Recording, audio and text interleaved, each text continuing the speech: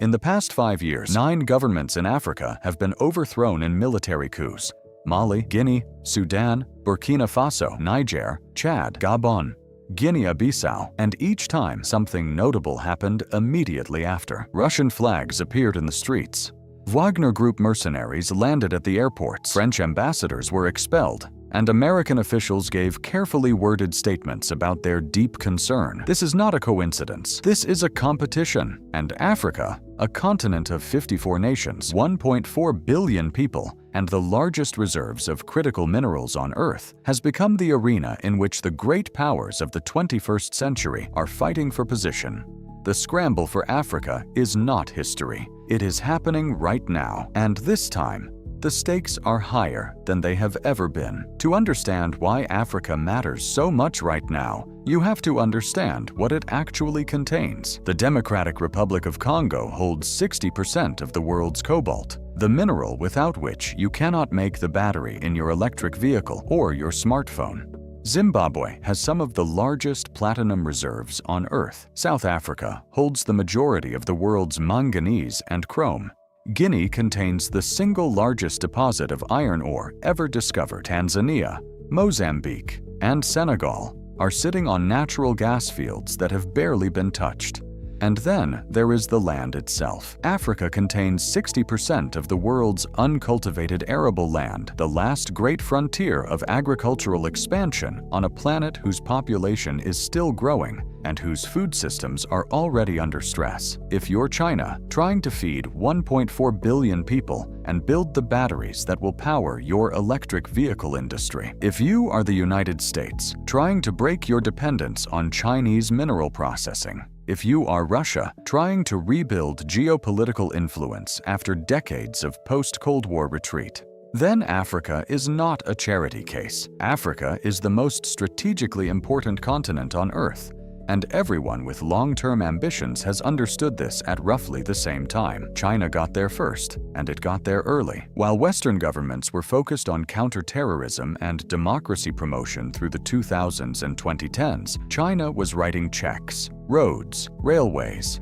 ports, stadiums, hospitals, the infrastructure of visibility, things that governments could point to and say, "Look what China built for us." The model was Belt and Road, no political conditions attached, no lectures about governance or human rights, just capital, construction, and contracts, most of which, it should be said, went to Chinese companies and Chinese workers. But the roads were real. The ports were real, and the relationships built through 2 decades of patient investment are real.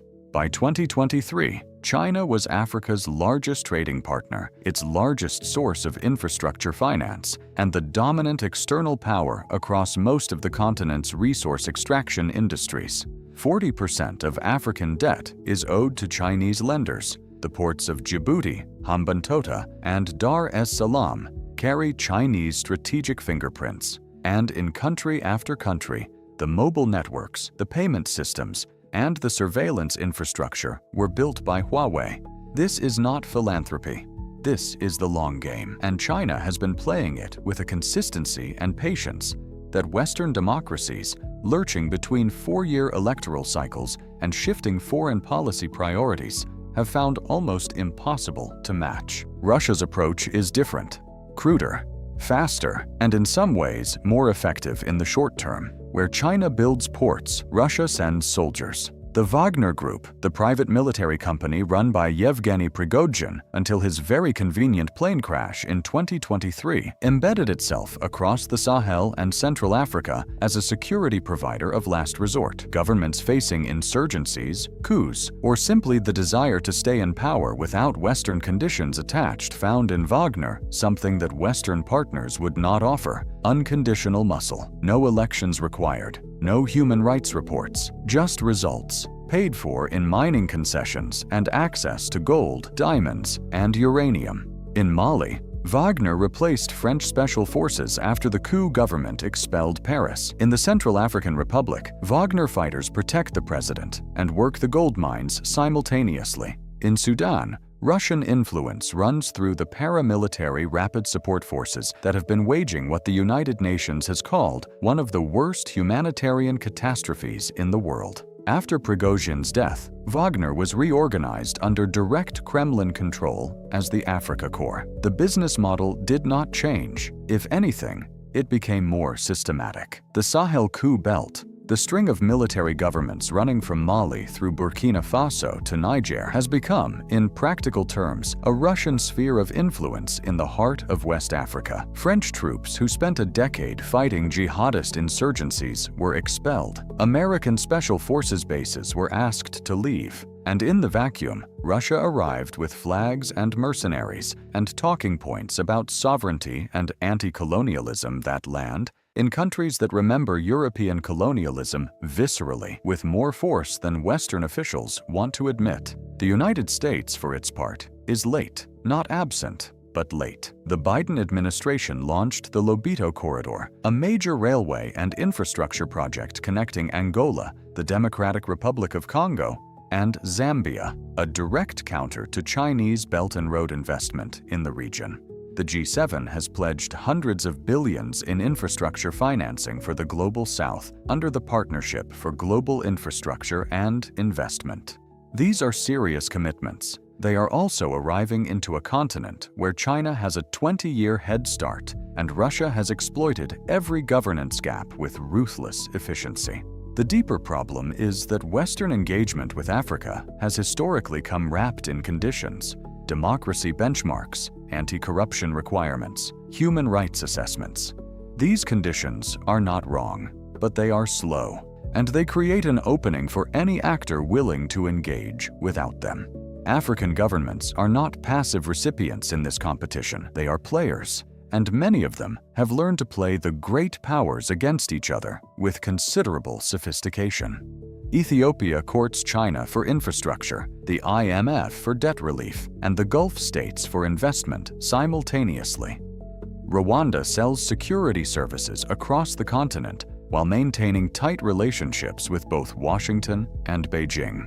The African Union's position on the Russia-Ukraine war was deliberate abstention, not out of indifference, but out of the cold-eyed recognition that taking sides in someone else's war forfeits leverage you might need tomorrow. Here is what the next 20 years in Africa will actually determine. The continent's population will reach 2.5 billion by 2050, adding more people than currently live in China and the United States combined. The median age in Africa is 19. The median age in Europe is 44. In Japan, it is 49. Africa is young, growing, urbanizing faster than any continent in history, and sitting on the mineral wealth that the entire global energy transition depends upon. Whoever builds the deepest relationships with that Africa, whoever trains its engineers, finances its infrastructure, processes its minerals, and educates its next generation of leaders, will hold structural advantages in the global economy for the rest of this century. This is why the coups matter. Each one is not just a domestic political event. Each one is a door opening, an invitation for external powers to step in, offer something, and extract something in return.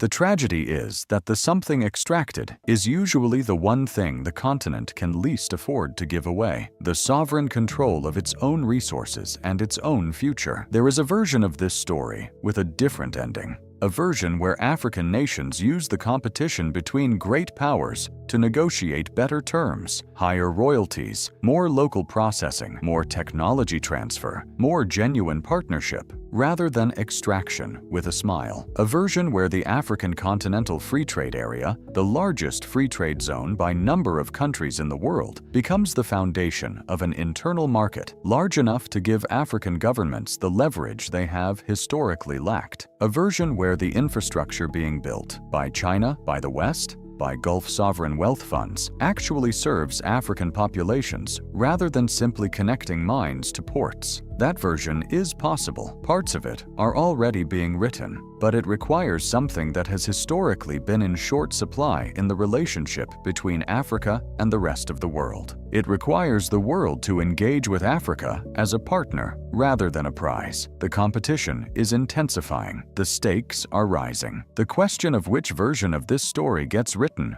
will shape the 21st century more than most people in Washington, Brussels, or Beijing are yet prepared to admit.